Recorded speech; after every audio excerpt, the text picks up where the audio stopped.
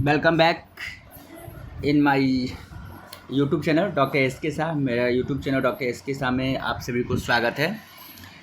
आज मैं डिस्कस करने वाला हूं the sale of goods act 1930 for UGC NET commerce के लिए। जैसा कि आप लोग देख पा रहे हैं यहाँ पर, तो देखेंगे, चलते हैं हम। कहता है सेल ऑफ गुड्स एक्ट आया था हमारे इंडिया में 1 जुलाई 1930 को। Originally part of the Indian contract act 1872। ये है ओरिजिनल पार्ट कॉन्ट्रैक्ट एक्ट का 1872 का। इसको कहता है deals with the sale and purchase of goods, यानी कि ये जो अप्लीकेबल होगा ओनली सेल और परचेज ऑफ गुड्स पे, मतलब कि एसेट्स पे अप्लाई नहीं होती है। फिर मैं बताऊंगा गुड्स का डेफिनेशन क्या होती है, तो आप लोग को समझ में आ जाएगा।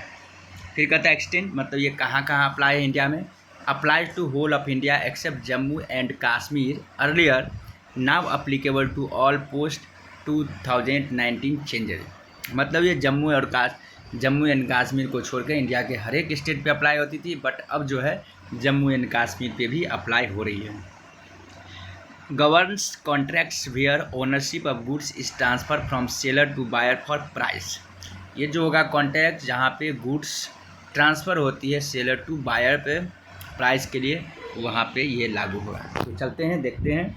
देखिए गुड्स का डेफिनेशन, क्योंकि यूजीसी नेट के एग्जामिनेशन में कई बार पूछा हुआ है, इनमें से कौन सा ऐसा गुड्स है जो सेल ऑफ गुड्स के अकॉर्डिंग आता है। तो देखेंगे गुड्स का डेफिनेशन में आपको कौन कौन सा आइटम आ रहा है। तो देखिए कहता है गुड्स सेक्शन 27 में कहता है every kind of movable property excluding ऑक्शनेबल claim and money. हमेशा याद रखेंगे प्रत्येक मूवेबल प्रॉपर्टीज जो होती है वो सम्मिलित होती है सिर्फ ऑक्शनेबल क्लेम और मनी को छोड़ करके, क्योंकि मनी को तो गुड्स में नहीं ट्रीटमेंट की जाती है। उसमें कहता है includes stocks, shares, growing crops, grass etc। अब यहाँ रहा गुड्स के टाइप्स है।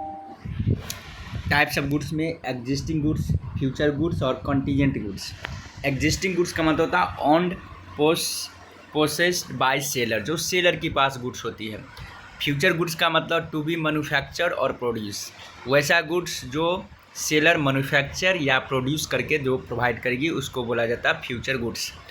कंटीजेंट गुड्स का सेल डिपेंड ऑन कंटीजेंसी, मतलब कोई हैपनिंग अगर होने पे डिपेंड करेगी, उसको कंटीजेंट गुड्स बोली जाती है। फिर sale versus agreement to sale. Sale और एग्रीमेंट टू सेल में क्या डिफरेंस है उस पर हम लोग थोड़ा सा फोकस करते हैं। चलते हैं।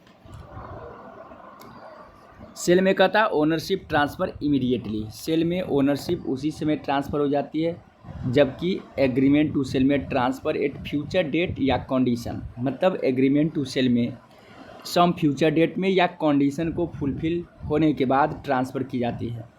ये एग्जीक्यूटेड कॉन्ट्रैक्ट है सेल, जबकि एग्रीमेंट टू सेल है एग्जीक्यूटरी कॉन्ट्रैक्ट। एग्जीक्यूटिव कॉन्ट्रैक्ट मतलब जहाँ पर बोथ दी पार्टी का कंडीशन फुलफिल हो जाती है उसको बोला जाता है एग्जीक्यूटेड कॉन्ट्रैक्ट। और एग्जीक्यूटरी कॉन्ट्रैक्ट का मतलब वन पार्टी या बोथ पार्टी में किसी एक पार्टी का कंडीशन बचा रहता है तो उसको बोला जाता है एग्जीक्यूटरी कॉन्ट्रैक्ट।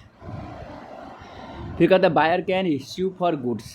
यहाँ पे बायर गुड्स के लिए इश्यू कर सकती है ओनली फॉर डैमेज। यहाँ पे बायर जो होती है एग्रीमेंट टू सेल में सिर्फ डैमेज के लिए इश्यू कर सकती है।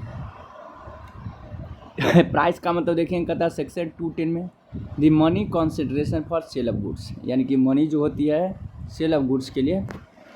Essential of a contract of sale. Sale के लिए क्या क्या एसेंशियल एलिमेंट है उस पर थोड़ा सा फोकस करते हैं। 2 पार्टीज होनी चाहिए, buyer and seller. Transfer of property in goods, यानी कि जो ट्रांसफ़र होती है प्रॉपर्टी वो गुड्स में होनी चाहिए। Goods involve must be movable, यहाँ पे गुड्स होनी चाहिए, मूवेबल प्रॉपर्टीज होनी चाहिए। प्राइस मस्ट बी पेड और प्रोमिस्ड, प्राइस जो है अवश्य ही पेमेंट होनी चाहिए और या उसके लिए प्रॉमिस किया गया हो। Must be a valid contract as per the Indian contract act 1872। यहाँ पे जब भी होगा तो कॉन्ट्रैक्ट वैलिड होनी चाहिए भारतीय अनुबंध अधिनियम 1872 के अकॉर्डिंग। कंडीशन एंड वारंटी देखेंगे। कंडीशन में essential to the main purpose, warranty collateral to the main purpose, breach of condition, repudiate contract, claim damage. Breach of warranty में क्लेम डैमेज ओनली हो सकती है। एकदम मैं नोट्स में बनाया हूँ टू द पॉइंट, चूँकि एग्जामिनेशन होने वाली यूजीसी नेट का। डॉक्ट्रिन ऑफ कैविएट इम्पटर मतलब क्रेता सावधान हूँ। तो इस तरह से ये रहा